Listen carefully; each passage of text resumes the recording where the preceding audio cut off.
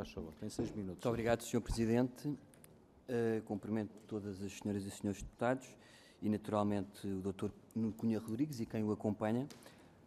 Como ponto prévio, nunca é demais repetir que o PSD é favorável à efetiva independência orgânica, funcional, técnica e financeira das entidades reguladoras. Somos contra qualquer condicionamento político que passa, por exemplo, por cativações orçamentais ou interferências nas políticas de recursos humanos, e somos favoráveis ao reforço do regime de receitas próprias dos reguladores e da sua autonomia financeira e administrativa. Portanto, isto é a posição quase histórica do PSD em relação a estas matérias. Tal não prejudica, aliás, é muito compatível com uma orientação política muito clara, claríssima, relativa à defesa intransigente da concorrência, que passa em todos os setores, já agora em todas as profissões,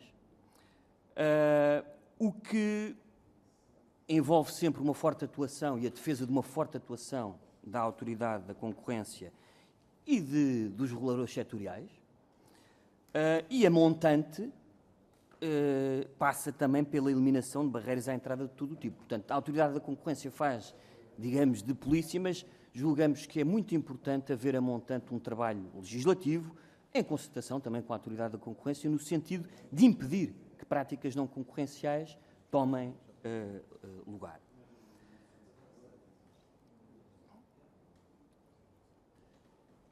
Consideramos que a concorrência é geradora de eficiência alocativa e também de inovação. Portanto, é a procura de rendas de inovação que gera novos produtos, que gera diferenciação e um aumento do bem-estar dos consumidores. Mas há, evidentemente, uma tensão. Não é? Há, evidentemente, uma tensão e nós estamos conscientes dessa tensão entre a inovação, que vai gerar diferenciação, que vai gerar a tentativa de procurar rendas, o ponto a partir do qual estas rendas passam a ser legítimas é um ponto muito ténue, mas estamos conscientes que há essa fronteira. Agora, na economia portuguesa, permita-me o desabafo,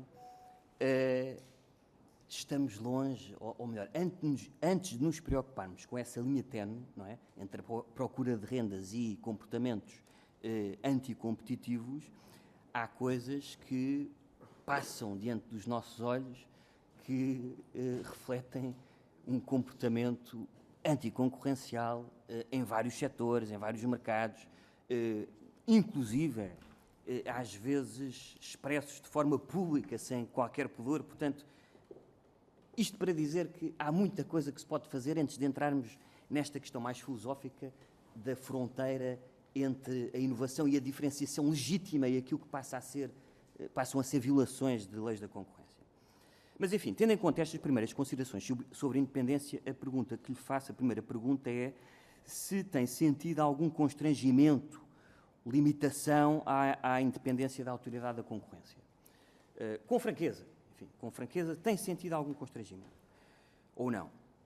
Depois pergunto-lhe também se tem sentido constrangimentos à contratação. E se há, enfim, nos regimes jurídicos aplicáveis, a expressão, ou se há como consequência a dificuldade em contratar quadros altamente qualificados e altamente, enfim, também muito bem remunerados.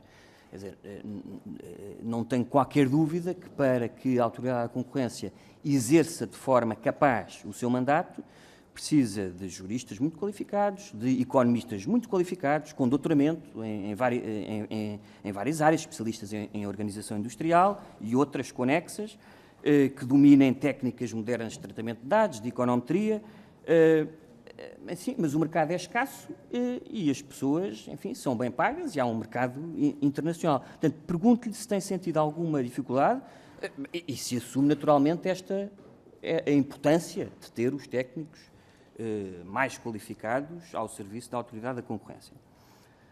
Depois perguntava-lhe se sente alguma dificuldade de relacionamento com os reguladores setoriais, em particular no que concerne à partilha de informação.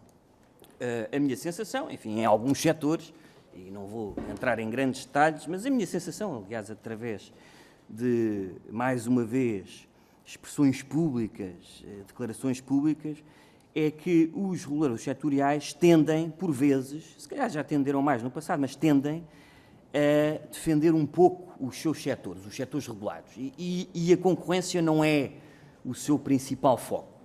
E não será o seu principal foco. Mas o que lhe pergunto é se, primeiro, sente esta tensão, se em algum setor particular sente esta tensão, e se considera que, nos casos em que não há grande consonância em termos de visão, de atitude face a atitudes, face a comportamentos não concorrenciais, se considera que deveria haver maior partilha de informação e, enfim, no limite, alterações legislativas que garantissem a partilha dessa informação com a Autoridade da Concorrência. Portanto, uma pergunta muito específica sobre reguladores setoriais e a sua interação com a Autoridade da Concorrência. E depois pergunto-lhe se considera que setores é que mais o preocupam.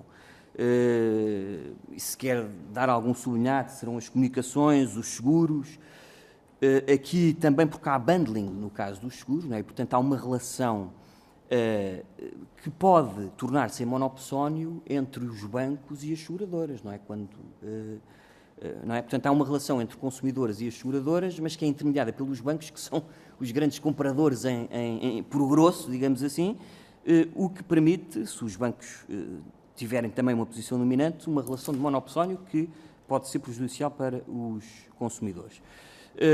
Ou que outros setores gostava de realçar? Os transportes, nós tivemos aqui a AMT a semana passada, eu manifestei algum desagrado em relação aos passos que foram dados em relação à concorrência, nomeadamente nas redes de expresso.